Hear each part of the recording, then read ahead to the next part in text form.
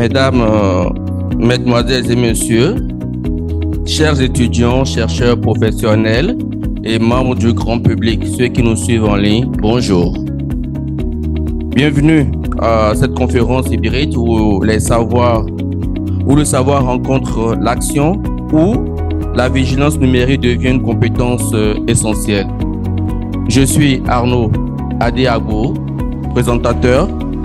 Nous avons l'honneur d'avoir parmi nous Monsieur Eric Ngabonziza, expert en cybersécurité. C'est bien ça, j'ai bien prononcé. Merci. Et Madame Peace Foley, analyste en cybersécurité, qui vont nous faire un développement sur les enjeux de cybersécurité. À vous, monsieur. Merci. Bonjour tout le monde. Comme on a présenté, je suis Eric Ngabonziza. Aujourd'hui, nous allons parler d'un sujet qui s'appelle, le thème c'est renforcer la sécurité de vos données en ligne. Les conseils essentiels pour rester en sécurité sur Internet. Nous allons commencer à nous présenter en détail. Donc, je demande à Madame Peace de se présenter et après je vais me présenter. Je suis Peace Foley et je suis analyste cybersécurité. Je suis représentante de Africa CyberSec ici au Bénin. Merci. Comme on m'avait présenté, moi je suis Eric Ngabonziza, je suis cofondateur de la compagnie qui s'appelle Africa CyberSec, qui a le siège au Canada à Toronto, mais nous avons des branches ici en Afrique. Je parle couramment 5 langues, dont l'anglais et le français. Concernant les études, j'ai un BTS en électronique, un ingénieur en informatique de réseau et puis un master's en computer science. En plus de ça, j'ai 16 certificats professionnels venant de Cisco, Juniper, Palo Alto, Fortinet, CompTIA, CWNP pour tout ce qui est les réseaux sans fil et VMware pour la virtualisation. J'ai environ 30 ans d'expérience en IT, c'est-à-dire à partir de développement, réseau et sécurité. J'ai eu la chance de travailler en Afrique et puis en Amérique du Nord.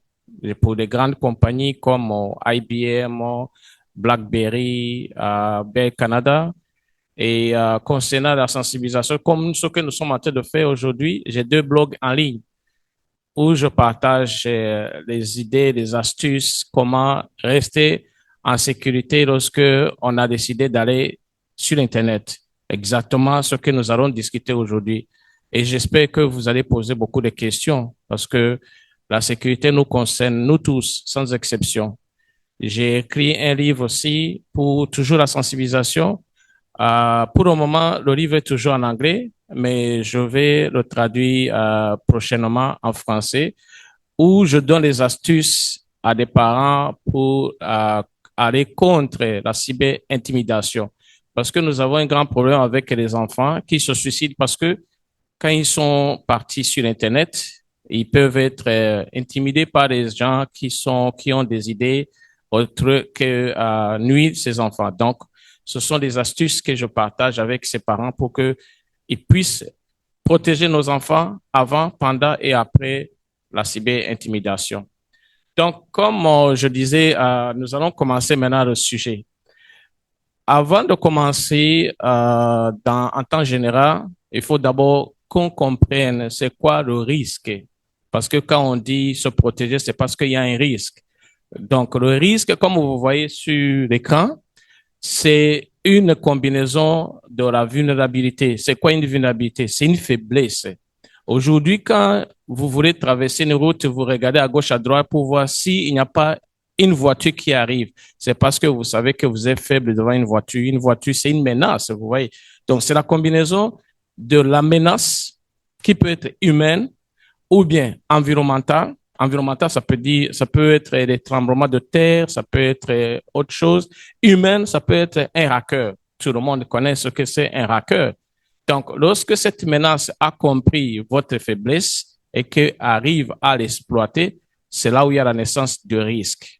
Donc, pour nous, en tant que experts ou bien en tant que spécialistes ou bien en tant que professionnels en cybersécurité, notre rôle, c'est de diminuer ce risque à un niveau vraiment qui est bas. On ne dira jamais qu'il y a une infrastructure, ou bien un réseau, ou bien un système avec risque zéro. Ça n'existe jamais parce qu'il y a toujours le composant menace. Donc, vous voyez, si vous connaissez votre faiblesse, que vous jouez sur la faiblesse, vous diminuez la faiblesse, vous diminuez le risque. Donc, c'est pour ça que nous sommes ici en faisant cette sensibilisation que tout un chacun, pendant ce que nous allons présenter, vous allez voir là où vous aviez des faiblesses et vous allez essayer de les diminuer. Et je vous demande encore vraiment poser assez de questions parce que c'est en posant des questions que vous allez comprendre. Il n'y a pas de questions bêtes. Bon, pour commencer, il faut savoir ce qui se passe autour de nous. C'est pour ça qu'il y a cette page qui s'appelle Cyber News, les nouvelles concernant les cyberattaques. Parce que si vous ne savez pas ça, vous pouvez tomber dans les mêmes pièges. Donc, je commence avec le premier exemple qui est MGM Grand. MGM Grand, c'est une compagnie américaine qui est une grande compagnie en matière de divertissement. Ils ont des hôtels, ils ont des casinos. En 2023, en 10 jours, ils ont perdu 110 millions de dollars. C'est beaucoup, hein? 110 millions de dollars américains en 10 jours seulement. Pourquoi? Parce qu'il y a eu une cyberattaque. Et cette cyberattaque a été causée par quoi? Par l'ignorance d'un employé qui a donné un mot de passe à quelqu'un, quelqu'un qui était un hacker. Donc, vous voyez, au fait, ça peut être vous, ça peut être moi, ça peut être quelqu'un d'autre. Donc, c'est pour ça on dit, lorsque vous décidez d'aller sur Internet, parce que tout le monde a un smartphone, et le smartphone est connecté sur Internet, connecté sur votre compte bancaire, lorsque vous décidez d'aller sur Internet, assurez-vous que vous avez vraiment une bonne sécurité, parce qu'il y a toujours quelqu'un, quelque part, qui est en train de vous guetter.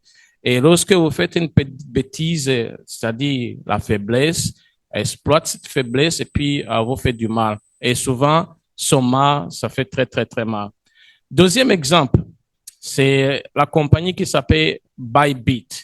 Bybit, c'est une compagnie qui est spécialisée en tout ce qu'on appelle cryptocurrency. Donc, ils utilisent le blockchain pour faire des transactions crypto. Et ça, c'était en février. En un jour seulement, ils ont perdu 1,5 milliard de dollars américains. Vous voyez comment, en fait, ces cyberattaques, c'est pas de la blague, c'est vraiment, c'est réel.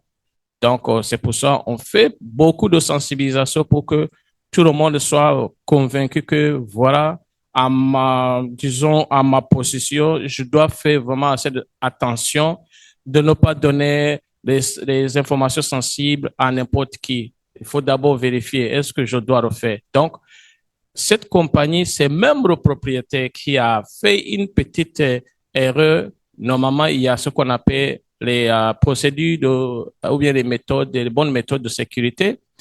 Et le propriétaire de cette compagnie a ignoré et boum, il y avait quelqu'un qui attendait. Il y a toujours quelqu'un qui attend pour voir. C'est comme un voleur, il regarde si vous avez garé dans un quartier qui n'est pas sécurisé et vous avez oublié soit de bloquer votre moto ou bien soit d'oublier de bloquer votre voiture.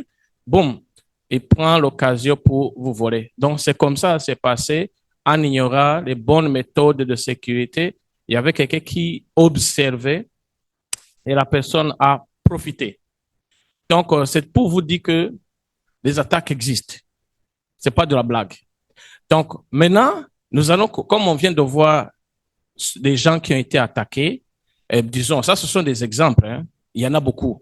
Maintenant, nous allons voir les différentes attaques qui nous concernent, nous tous, pour qu'on commence à être vraiment vigilants dans tout ce qui se passe. Donc, je vais passer le micro à Madame Peace pour qu'elle puisse vous expliquer certaines attaques. Ça ne veut pas dire que c'est toutes les attaques, mais ce sont les attaques les plus communes. Merci. Merci, Monsieur Eric. Alors, on va parler des attaques de type d'ingénierie sociale. Quand on parle d'attaque de type d'ingénierie sociale, c'est toute attaque qui fait recours à la manipulation psychologique, c'est-à-dire ça exploite la confiance humaine. Premier type d'attaque, nous avons le phishing. Dans le cas de phishing, l'attaquant vous envoie un email se faisant passer pour une entité légitime Et dans cet email, l'objectif de cet email sera de vous amener à fournir des informations confidentielles. Ensuite, nous avons le smishing. Le smishing, c'est pareil que le phishing. La différence ici, c'est que l'attaquant utilisera un SMS au lieu d'un email. Le phishing, dans le cadre du phishing, l'attaquant vous appelle directement et l'objectif de cet appel, c'est toujours de vous amener à donner des informations confidentielles. Il va prétester une fausse information se faisant passer pour une entreprise que vous connaissez très bien ou quelqu'un que vous connaissez très bien. Le phishing. Alors, dans un monde où tout est maintenant digitalisé, quand on participe à des conférences, parfois on demande de scanner des QR codes dans le but de donner notre appréciation ou dans certains restaurants, il y a des QR codes qu'il faut scanner afin d'accéder à la carte de menu. Donc, qu'est-ce que l'attaquant va faire? Il viendra tout simplement coller un QR code déjà piégé sur le QR code légitime. Donc, lorsque la victime vient, il ne prend pas la peine de vérifier. Il scanne le QR code piégé au lieu de QR code légitime et les informations qu'il fournira via ce QR code-là sera accessible par l'attaquant. Merci, Madame Peace. Nous allons passer à l'attaque suivante qui s'appelle Juice Jacking. Cette attaque, ça concerne beaucoup de gens. Vous avez vu ces jours-ci, le port USB peut passer maintenant le courant et les données. Donc, c'est pour ça, il y a des fois où vous arrivez quelque part, vous avez une prise USB. Donc, aujourd'hui, qu'est-ce que les hackers ont vu que c'est aussi quelque chose qu'ils peuvent exploiter souvent.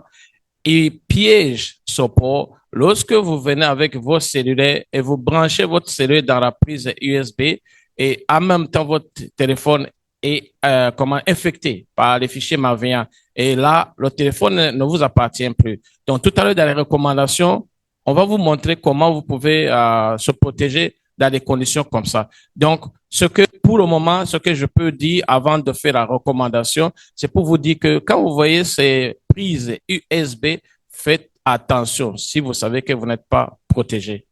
L'attaque suivante, cette attaque est très, très, très importante. Il faut que tout le monde vraiment écoute très bien ce que je vais expliquer. Souvent, quand je dis que dans les sensibilisations, je dis que les choses gratuites coûtent trop cher. Ça veut dire quoi? Vous voyez ici, c'est écrit Free Wi-Fi, c'est-à-dire c'est le Wi-Fi qui est gratuit. Tout le monde a tendance à y sauter dessus. Mais en y sautant dessus, vous ne connaissez pas la propriété de ce Wi-Fi. Vous ne connaissez pas les intentions. Peut-être que la personne, c'était pour vous surveiller et capturer tout ce que vous êtes en train de faire et après analyser et pourra vous attaquer. Voilà comment ça se passe. Ici, selon cette image, vous voyez, c'est comme un endroit ou un petit shop où on partage le café ou bien on partage à manger ou bien dans un restaurant où il y a une connexion Wi-Fi gratuite. Et moi, je peux venir avec mon laptop, je crée une connexion Wi-Fi qui est semblable. Supposons ici, c'est UATM, mais tout c'est en majuscule. Maintenant, je crée UATM en minuscule. Si vous ne faites pas attention, vous allez vous connecter sur mon UATM qui est minuscule et je vais capturer tout ce que vous êtes en train de faire et après, j'analyserai. Supposons que vous étiez en train de visiter votre compte bancaire. J'aurai des informations de votre compte bancaire, votre numéro, votre mot de passe. Vous voyez, au fait, c'est très dangereux. Donc, ce que je vous demande dorénavant, vraiment éviter, si c'est possible, les Wi-Fi gratuits parce que vous ne connaissez pas son propriétaire. L'attaque suivante, comme vous voyez sur l'image ici, elle s'appelle wall driving, c'est-à-dire quoi? C'est toujours avec les Wi-Fi. Dans nos maisons, nous avons les connexions Wi-Fi. Mais comme vous le savez, les connexions Wi-Fi ne suivent pas seulement les dimensions de la maison. Lorsque nous sommes même à l'extérieur, on peut capter ces signaux. Ça veut dire quoi? Je peux venir dans ma voiture, garer non loin de la maison, votre maison, où j'ai le signal de votre Wi-Fi. Si votre mot de passe de Wi-Fi n'est pas sécurisé, n'est pas bon, je m'intègre dans votre réseau, je fais une attaque à une compagnie et dès que je finis, je m'en vais. Maintenant, cette compagnie qui a été attaquée, vous imaginez quand ils vont faire des investigations, ils vont se rendre compte que l'attaque est venue de chez vous. Donc, vous imaginez comment vous allez prouver que c'était pas vous. C'est difficile. Donc, ça va vous coûter de l'argent, ça va vous coûter de l'énergie, avec des stress, parce que d'abord, vous êtes suspect directement. Donc, ça, c'est pour sensibiliser que les gens, quand vous avez vos modes, disons, vos Wi-Fi à la maison, mettez vraiment un mot de passe. Tout à l'heure, je vais vous montrer le tableau. Tout et chacun ici va faire autocritique pour voir où il est situé, où elle est située. Donc, c'est très important. La dernière attaque, c'est password cracking. C'est-à-dire quoi? C'est une façon dont je peux détourner.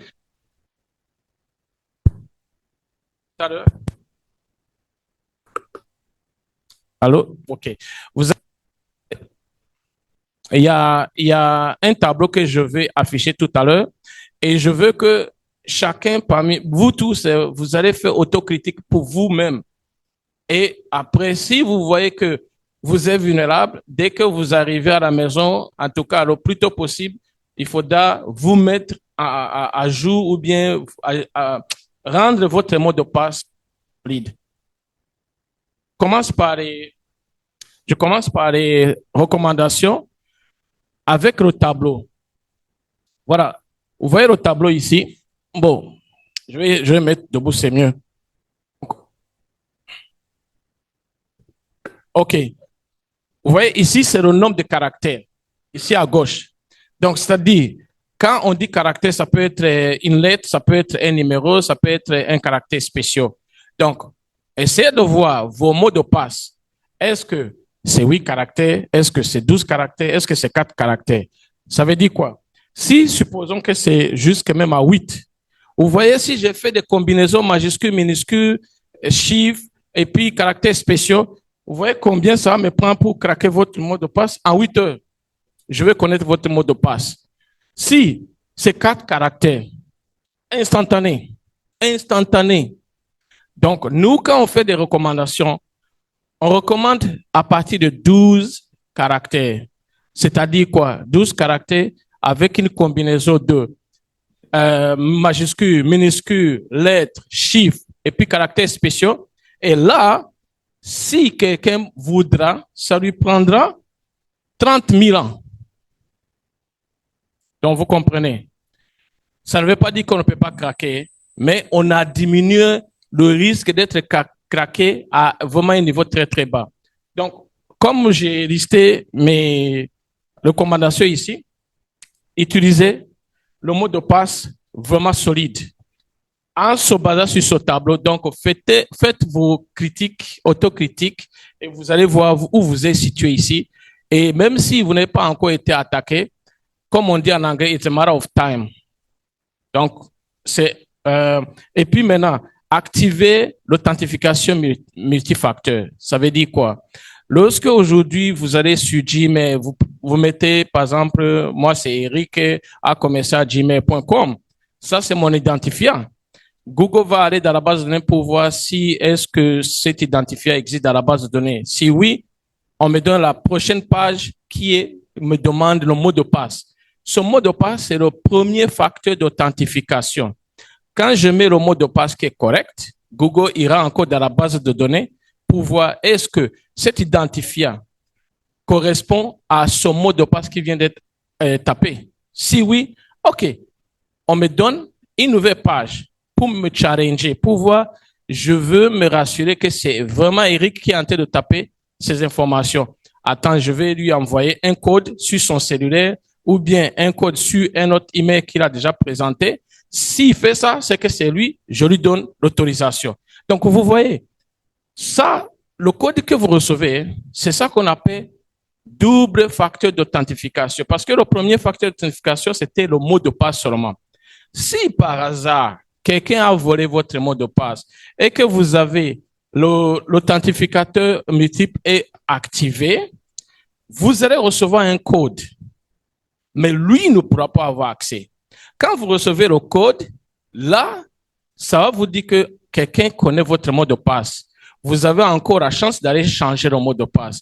Vous imaginez si vous n'avez pas activé cette authentification multifacteur, la personne a accès directement à votre compte. C'est comme ça, vous allez entendre des gens, oh, on a hacké mon Facebook, j'ai perdu mon Facebook, parce qu'ils n'ont pas activé l'authentification multifacteur. Toutes les applications, WhatsApp, Instagram, LinkedIn, tout ont cette fonctionnalité. Si vous n'avez pas ça, essayez de l'activer le plus tôt possible. Maintenant, comme on disait tout à l'heure, 12 caractères, à partir de 12 caractères, même jusqu'à 20 caractères, on est humain. On ne peut pas mémoriser quand même 3 mots de passe avec 12 caractères, c'est impossible. Donc, c'est pour ça on utilise les gestionnaires de mots de passe. Et ces gestionnaires de mots de passe, vous vous rappelez, je vous ai dit que les choses gratuites coûtent trop cher.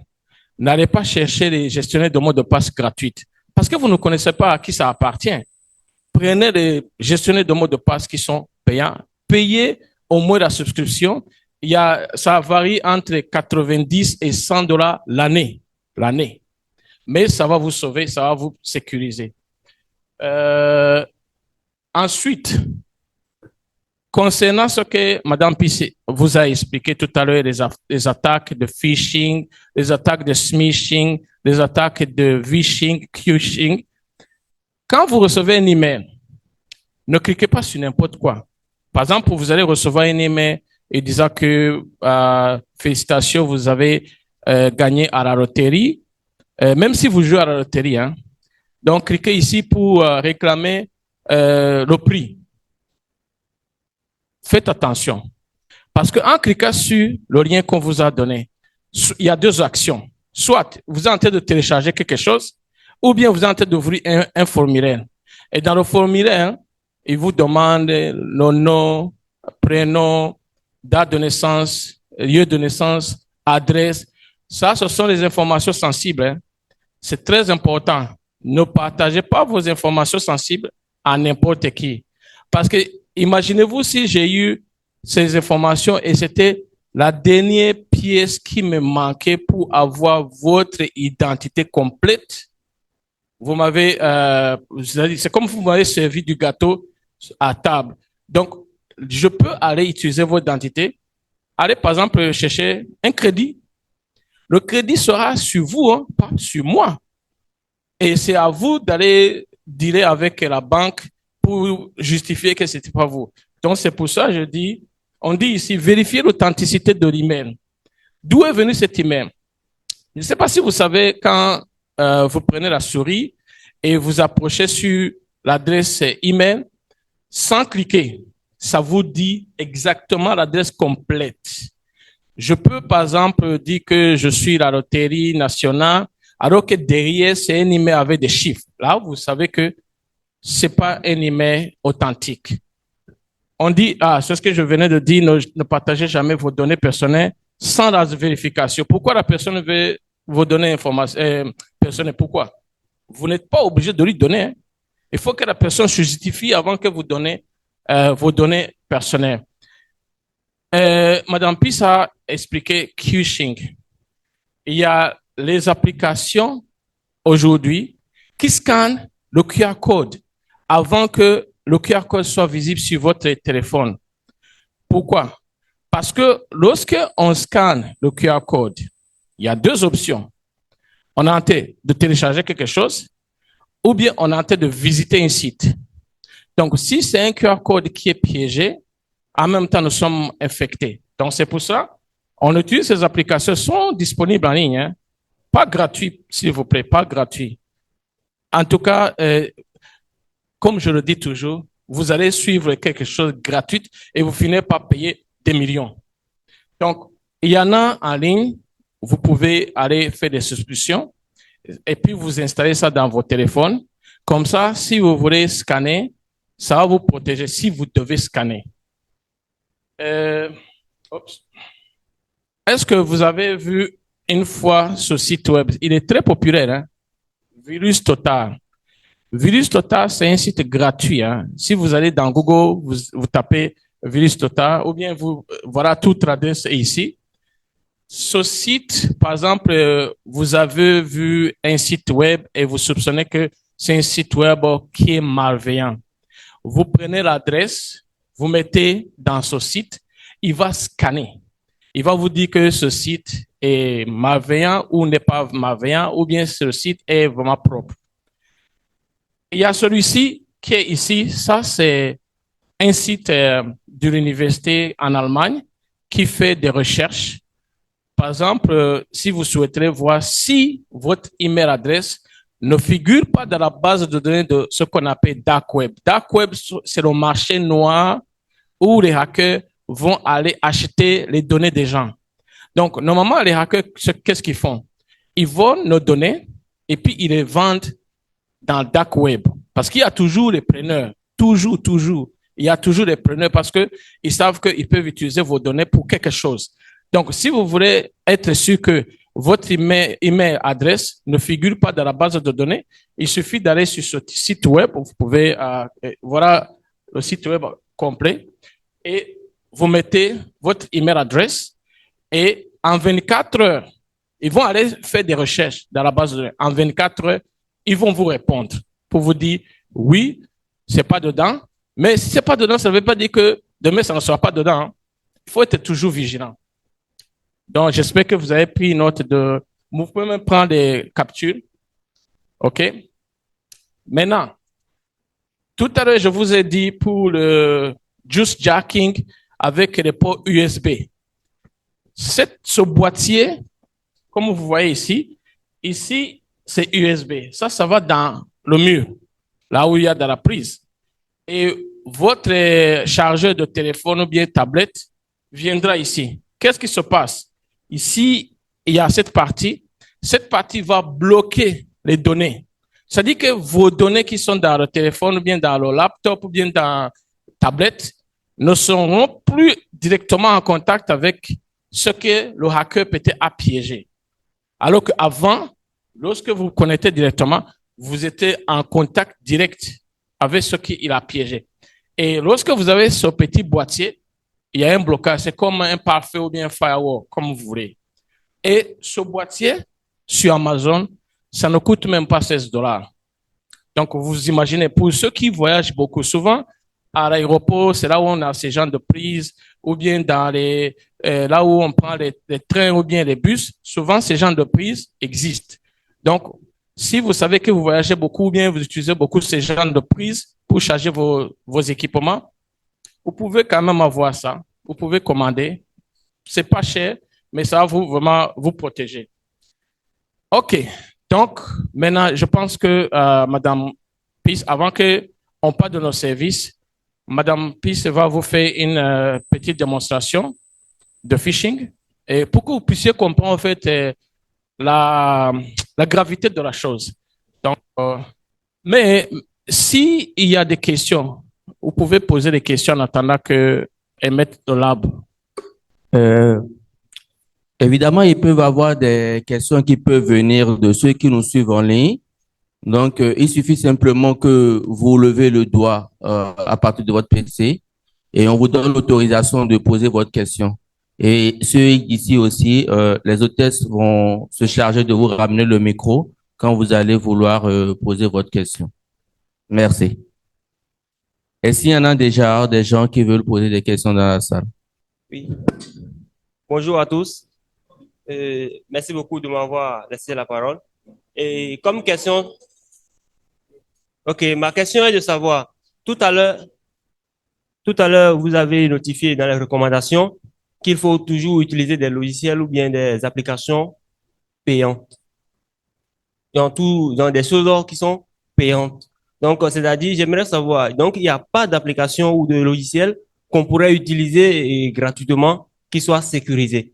Donc, tout ce qui est gratuit est infecté ou bien dangereux pour nous. Donc, c'était ça ma question. OK, merci. Je vais reformuler la phrase. Quelque chose de gratuit coûte trop cher. Mais il y a les applications qui sont payantes, mais qui ont des fonctionnalités gratuites.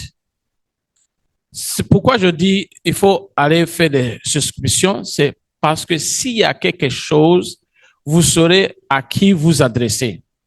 Je peux être dans mon basement et puis je crée une application gratuite. Vous allez me trouver où?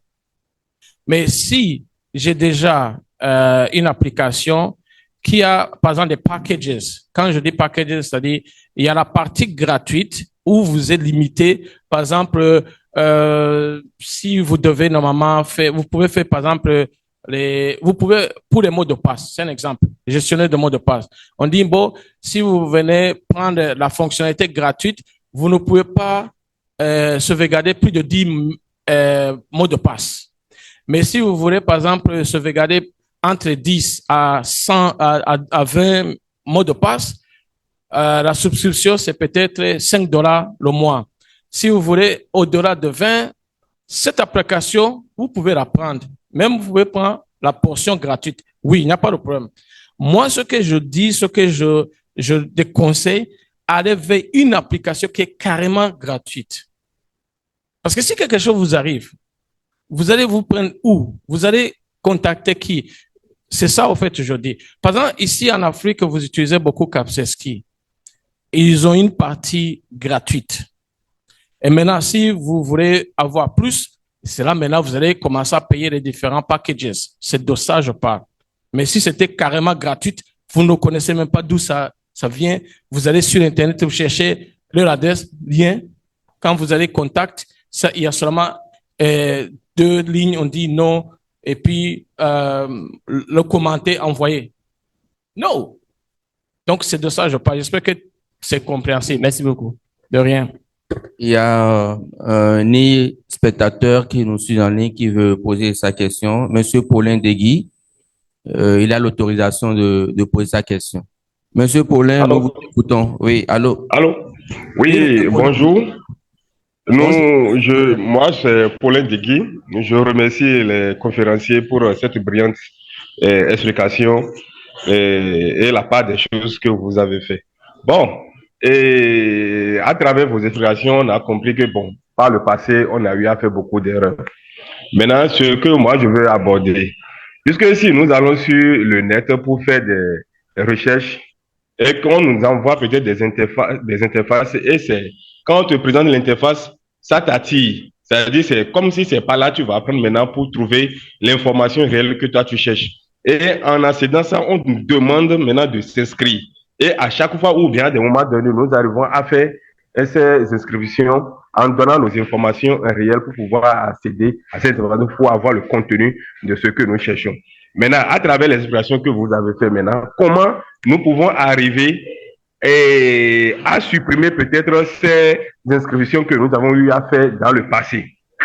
C'est par quel moyen nous pouvons arriver maintenant à supprimer ces désordres qu'on a commis dans le passé? C'est ce que je voudrais poser comme question d'abord.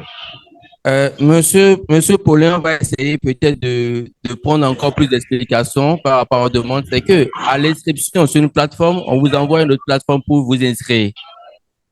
C'est bien ça? Oui, pour nous inscrire d'abord avant d'avoir l'information réelle que nous cherchons. Donc, et maintenant, cela a été répété plusieurs fois pour des recherches que nous avons eu à faire. Je voudrais savoir maintenant comment nous pouvons faire un feedback maintenant pour supprimer peut-être ces inscriptions qu'on a eu à faire sur le net. Bon, je reprends, hein, si c'est pas ça, vous nous dites. Oui. Vous allez chercher une information sur Internet et vous allez sur un site web. Et ce site web vous envoie une autre page pour vous inscrire ou pour vous donner d'autres informations avant d'avoir accès à l'information. C'est bien cela? Voilà. Et maintenant, ces informations sont données et votre question, c'est de savoir comment est-ce qu'il faut faire autrement pour aller supprimer ces données que vous avez mises en ligne en cherchant une information. Voilà, c'est ma question. D'accord. Monsieur Eric? D'abord, il faut savoir une chose. Lorsque vous mettez vos données, quelle que soit la donnée en ligne, elle ne vous appartient plus. C'est tout. Elle ne vous appartient plus. Même si vous avez l'impression que vous avez effacé, oui, vous avez effacé chez vous. Mais de l'autre côté, ça existe toujours. Donc, c'est pour ça quand on dit, lorsque vous prenez la décision de partager quelque chose, sachez que cette chose-là, partagez quelque chose que vous pourrez défendre, que ce soit X, Y, Z, parce que cette chose ne vous appartient plus. Même au SMS qu'on s'envoie là. Vous dites que oh, j'ai effacé, ou bien WhatsApp, j'ai effacé pour tous. Non, non, non, pas du tout. Il y a même une vidéo que j'avais fait il y a, je crois, 5 ans ou 6 ans, où je montrais comment vous avez effacé chez vous, mais tant que ça avait déjà atteint ma boîte, tout ce que vous faites là, c'est rien. À cause de l'application que j'ai mis dans mon téléphone, même si vous avez effacé pour tout ce que je n'ai pas encore lu, moi, il suffit seulement que je vienne, je vois que quelqu'un a effacé, et puis j'active mon application et je vais voir ce que vous avez écrit. Donc, pour lui répondre, chaque donnée que vous mettez en ligne ne vous appartient plus. Oui, Monsieur Paulin, vous avez compris. Les informations que vous avez mises en ligne ne vous appartiennent plus. Donc, vous les avez perdues, vous les avez données. Et il y a d'autres intervenants en ligne. Monsieur Julio Miguel, il est connecté. Allô, vous m'entendez? Oui, bonjour. Oui, bonjour, comment allez-vous? Ça va bien. Nous vous écoutons. Quelles sont vos préoccupations? Il y a deux questions. Ma première question concerne un peu les plateformes que nous visitons régulièrement. Je veux parler de WhatsApp, Telegram, en tout cas, toutes les plateformes que nous utilisons régulièrement, pour lesquelles souvent on nous demande de donner nos informations personnelles, nom, prénom et numéro de téléphone. Donc, pour ces genres d'informations que nous donnons souvent, est-ce que c'est toujours sécurisé ou bien par rapport à chaque plateforme, quel est le niveau de sécurité? Ça, c'est ma première question. Ma deuxième question concerne les blockchains. Par exemple, lorsque je prends l'OPT ou bien Trust Wallet, où on dit que bon, c'est des transactions en ligne sécurisées, pour lesquelles, quand on veut faire des inscriptions, on donne aussi toujours nos noms, prénoms, date. Parfois même, on demande même la photo de la carte d'identité avec laquelle on veut s'inscrire. Est-ce qu'une fois ces données partagées, je prends l'OPT ou bien le bloc et les Trust Wallet, est-ce qu'au moins à ce niveau-là, nous avons la sécurité que nos données sont en bon lieu? Est-ce que nos données sont sécurisées? Tant qu'on ne partage pas le mot de passe et l'identifier avec quelqu'un, est-ce qu'au moins nos données là-bas sont sécurisées? Merci. J'ai pas entendu. Bon, je vais répondre à la première question, mais la deuxième question, je n'ai pas vraiment entendu. Bon, la première question, vous étiez en train de demander, vous allez en ligne et puis on vous demande votre nom, prénom, en tout cas, vos données, vos identités. Et je ne sais pas si vous avez remarqué ces jours-ci, avec les régulations partout, quand on doit collecter vos informations, il y a toujours en bas où on vous dit, nous collectons vos informations pour ceci. Est-ce que vous acceptez oui ou non?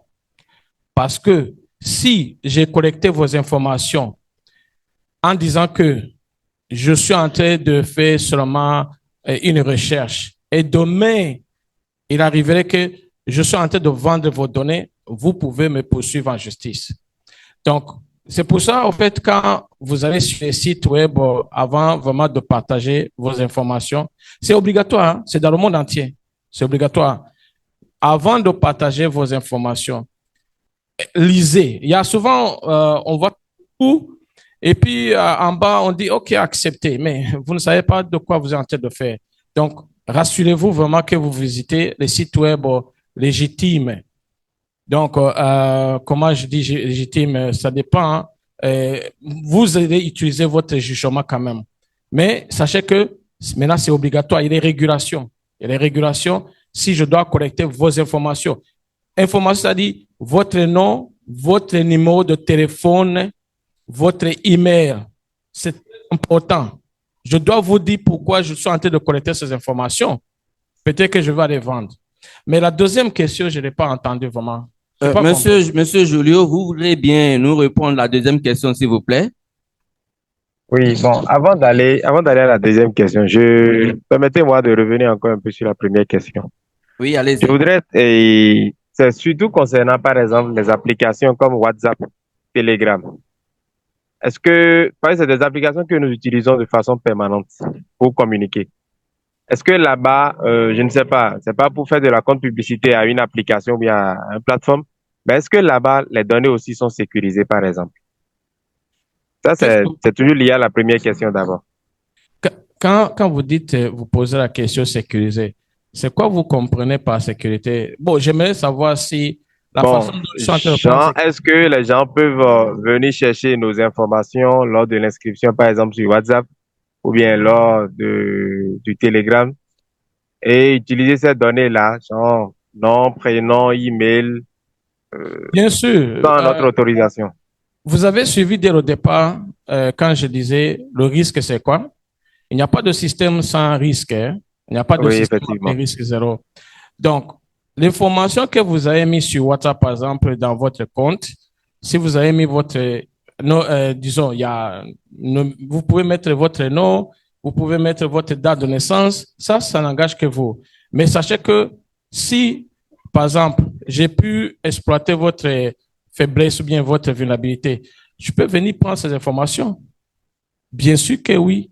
C'est pas, quand je dis sécuriser, c'est-à-dire tout ce que vous mettez dans WhatsApp ne vous appartient plus. Une fois WhatsApp a été hacké, c'est fini. Pourquoi, d'ailleurs, pourquoi on n'utilise pas WhatsApp dans les compagnies? Pourquoi? Pourquoi on n'utilise pas WhatsApp comme moyen de communication dans les entreprises? Pourquoi? Ce qu'ils utilisent toujours, il faut que vous arrêtez, hein.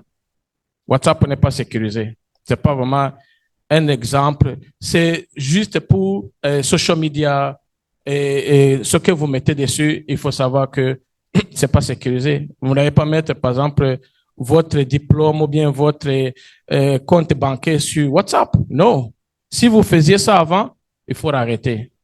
Même les emails, Gmail, Yahoo, Hotmail.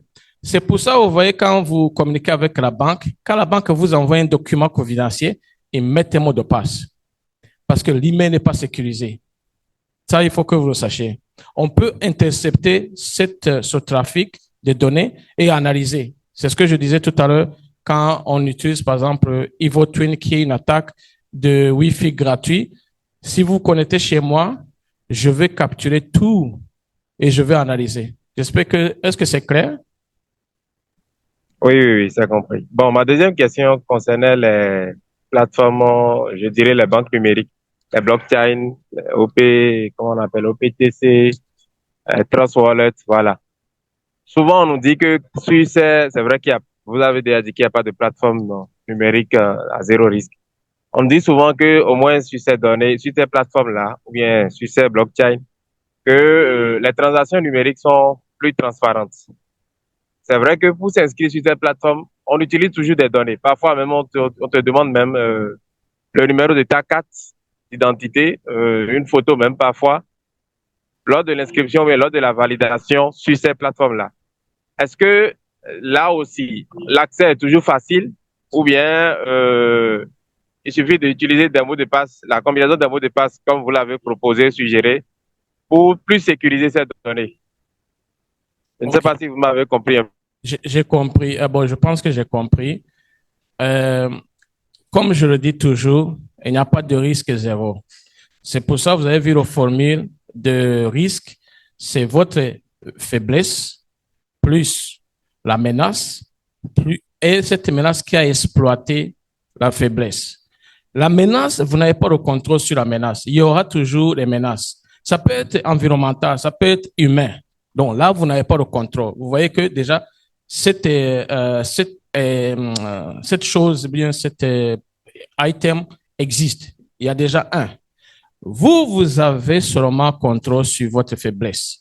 Lorsque vous avez connu vos faiblesses, vous pouvez les diminuer jusqu'à même à zéro. Il n'y a pas de problème. Donc, pourquoi, quand je retourne sur la question des plateformes, vous dites, est-ce qu'ils ne sont pas sécurisés? Oui, ils sont sécurisés parce que, bon, quand je dis sécurisé, ça ne veut pas dire que c'est risque zéro. C'est sécurisé à risque minimum. C'est pour ça qu'ils adoptent des manières, des bonnes méthodes de sécurité pour diminuer le risque à un niveau très bas.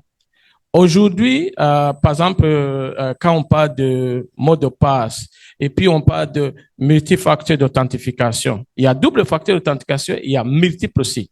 C'est-à-dire double, c'est lorsque vous envoyez votre mot de passe, on vous envoie un code, vous tapez, vous répétez le même code. Mais quand c'est multiple, ça va au-delà. On vous envoie le code, ils ne sont pas encore sûrs que c'est vous, même si vous avez écrit le vrai mot de passe, code. Et peut-être ils vont dire encore, on vous challenge.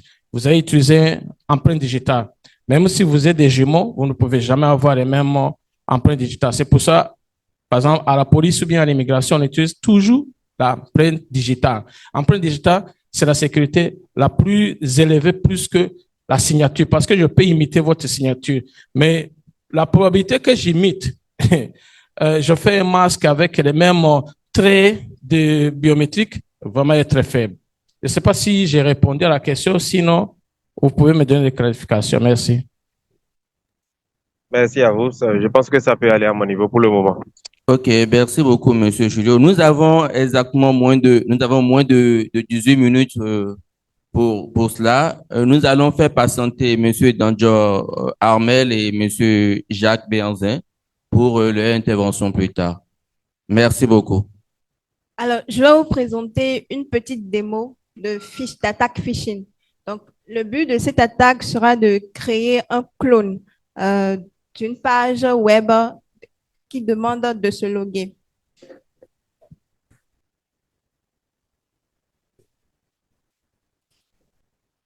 OK.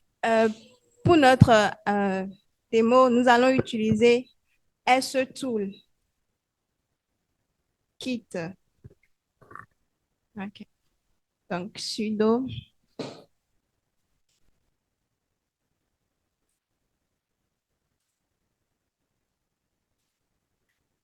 Voilà. SE-Toolkit, c'est un outil sur Kali Linux qui nous permet de faire des attaques de social engineering. Donc, nous voulons faire une attaque de social engineering. Je choisis un. Ensuite, notre attaque se fera à base d'un site web. Donc, je choisis deux. Un site web qui demandera de se loguer. Donc, Credential Harvest Attack Method. Ensuite, je veux faire un clone. Donc, l'option 2. Maintenant, là, il faut indiquer l'adresse IP sur laquelle sera hébergé notre site. Donc, je mets mon adresse IP.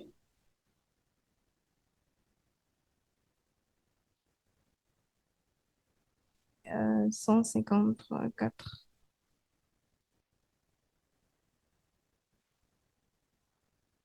Je pense que c'est ça. OK. Maintenant, je vais chercher l'URL du site que nous voulons cloner. Je vais choisir Facebook.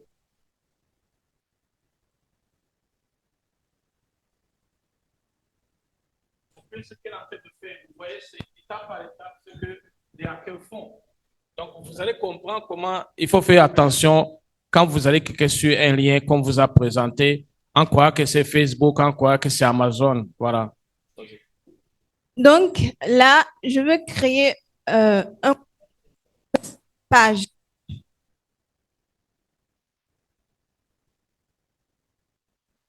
Je colle ici l'adresse.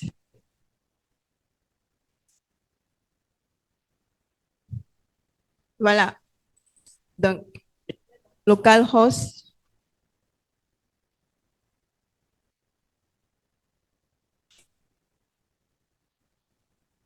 Donc, j'ai exactement la même.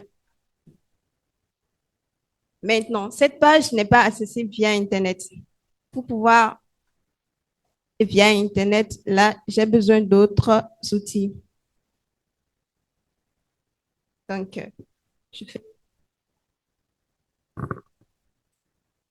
Cette commande va me permettre de créer un tunnel temporaire pour mon site web.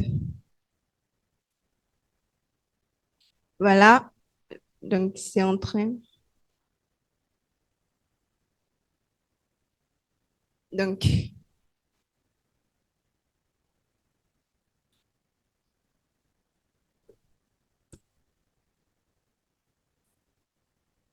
voilà l'URL que ça m'a généré, qui sera accessible via Internet. Donc, je peux l'envoyer à n'importe qui sur Internet. Non.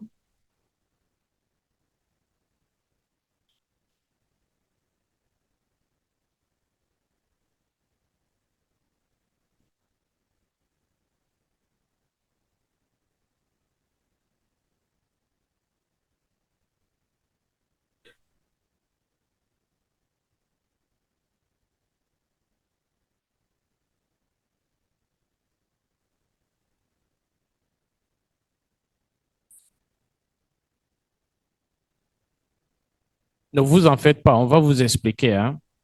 Donc, ça, c'est ce que les hackers font. Et si vous ne faites pas attention, vous pouvez tomber dans le piège.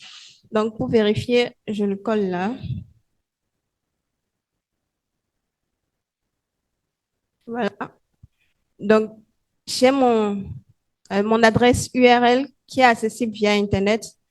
Maintenant, cette adresse URL, ça n'inspire pas confiance. Donc, pour ça, je vais encore utiliser un autre outil pour la réécrire.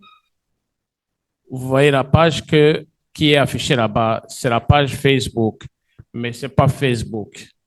C'est sur son serveur, le serveur qu'elle est en train d'utiliser ici.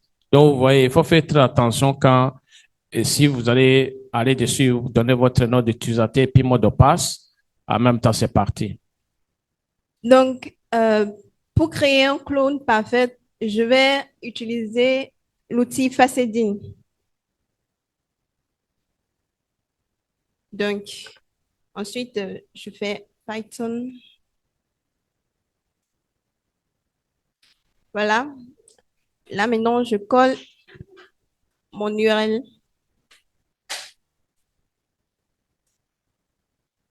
Et je mets, par exemple, le nom de domaine Facebook.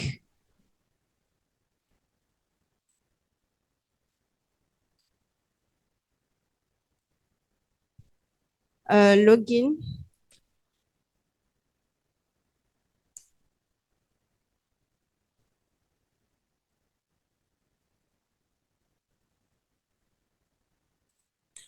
Donc, vous voyez tout ce qu'elle est en train de faire. C'est pour ça qu'on appelle cette attaque ingénierie sociale. Ingénierie sociale, pourquoi? Parce que elle est en train d'utiliser toutes les méthodes ou bien toutes les astuces pour vous blaguer, en fait que vous lui donnez vos informations sans que elle ne vous bouscule pas. Donc, c'est ingénierie sociale. Donc, c'est l'adresse URL qui ressemble très bien à une adresse URL de Facebook. Donc, je la copie. Pour notre démo, nous allons utiliser un mail temporaire. Donc, je vais envoyer un mail.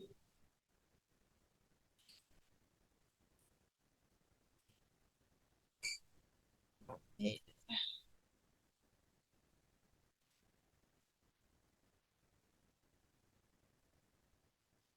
Yep.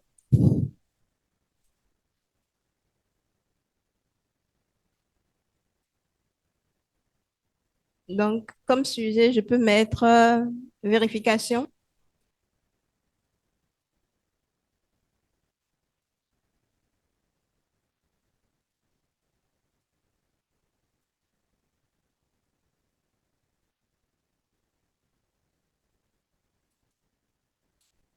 Login.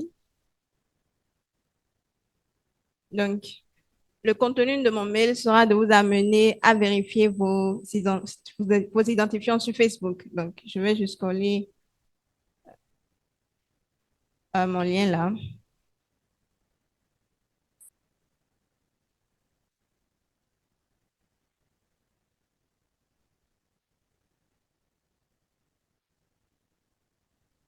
Donc, j'espère que vous avez suivi les étapes. Elle a cloné le site web de Facebook et elle a eu le lien de URL, mais qui n'est pas Facebook. Bon, je vais montrer l'interception, comment OK. ça s'intercepte. Ah, voilà. Ok. Donc là, je suis sur mon lien. Je vais entrer quelque chose, mon mail.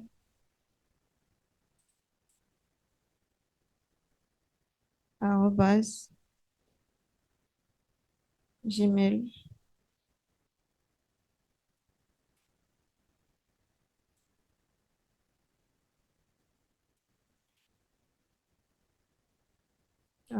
Je mets n'importe quoi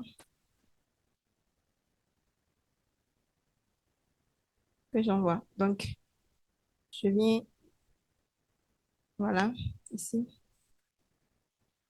Dans mon S-Tool pour retrouver l'adresse qui a été envoyée, l'adresse email et le mot de passe.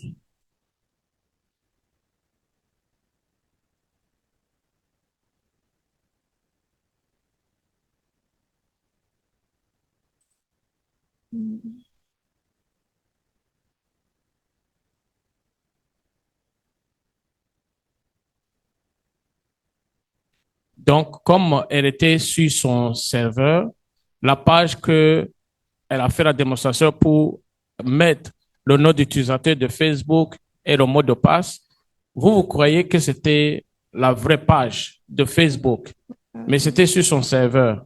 Donc, elle a accueilli votre nom d'utilisateur et puis votre mot de passe. Et c'est comme ça maintenant, elle peut aller dans votre compte, changer le mot de passe. Donc, vous voyez comment, en fait, cette démonstration, c'est pour attirer votre attention. Et souvent, quand on fait ça, par exemple, la page, ça va pas aller dans votre compte. Et vous allez croire que votre Internet est tombé au moment où vous étiez en train de mettre le nom d'utilisateur et puis mot de passe. Mais c'est parti chez elle. Et vous rafraîchissez la page. Quand vous rafraîchissez la page, ça va à la page légitime de Facebook. Vous mettez votre nom d'utilisateur et puis mot de passe, ça rentre. Vous êtes content, vous dites, oh, mon Internet était tombé. Non. Quelqu'un a volé vos données. Vas-y. On va retrouver. Voilà. Voilà le mail que je viens d'utiliser pour me loguer. Et pour le mot de passe, ce sera crypté. Donc, tout ce que j'aurai à faire, c'est de prendre ce crypte de mot de passe et le passer à un logiciel de crack de mot de passe avec à l'appui un dictionnaire de mots de passe pour pouvoir retrouver le mot de passe en clair. Merci. Vous avez compris. J'espère que vraiment vous avez pris le. C'est pas pour vous apprendre à voler, mais c'est pour attirer votre attention. Que dorénavant, quand vous voulez partager vos informations, prenez tout le temps vraiment pour bien vérifier avant de donner vos informations. Parce que ça peut tomber dans des malveillants. Merci. Et s'il y a des questions, hein,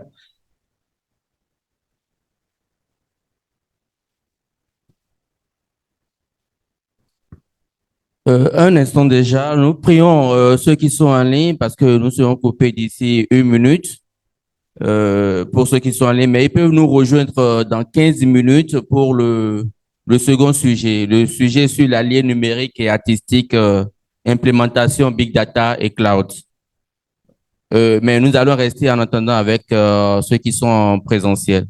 Merci beaucoup. Ceux qui sont en ligne, on se vous retrouve dans 15 minutes pour le second sujet. Et d'autres questions liées au premier sujet peuvent toujours revenir. Merci beaucoup.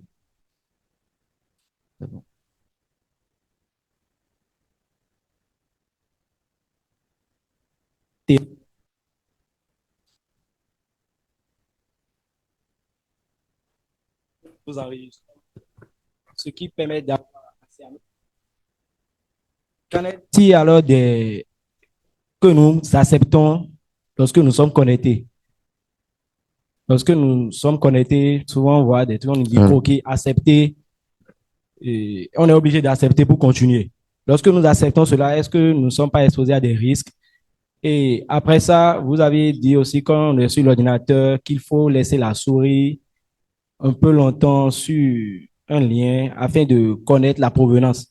Mais lorsque nous sommes plutôt alors sur le téléphone et nous sommes en train de parcourir des sites, comment reconnaître des liens qui nous viennent, ce qui est faux du vrai? Je ne sais pas.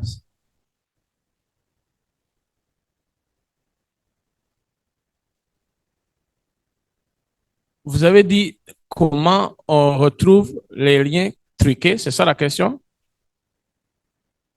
En fait, dans vos explications, vous avez donné si on était sur l'ordinateur, qu'il fallait laisser la souris un peu plus longtemps sur le lien afin de connaître sa provenance. Sur le mail plutôt, afin de connaître sa provenance. Donc, je voulais demander si on était sur le téléphone. Comment faire cela? Ensuite, lorsque nous sommes sur les pages et autres, nous voyons souvent accepter les croquis. Quand nous acceptons ces croquis aussi, est-ce que nous sommes exposés à des risques comme lorsque nous partageons notre mot de passe, voilà et autres? OK. Merci pour la question. C'est très important. J'avais même oublié, je voulais même parler de ça là. Les cookies. Les cookies, lorsque vous acceptez n'importe quel cookies, oui, vous êtes très, très vulnérable même. Très, très vulnérable. C'est pour ça, maintenant, les sites web, je ne sais pas si vous avez remarqué, hein, c'est devenu une régulation. Quand vous visitez un site web, il vous demande, voulez-vous accepter les cookies ou bien vous voulez ne pas les accepter? On vous donne maintenant le choix. Avant, il n'y avait pas de choix. Donc, un cookie, c'est quoi, au fait? C'est comme aide-moi pour, j'étais parti à une destination A et j'ai mémorisé là, cette destination. La prochaine fois, si je vais y retourner, je ne vais pas demander c'est où à ma mémoire.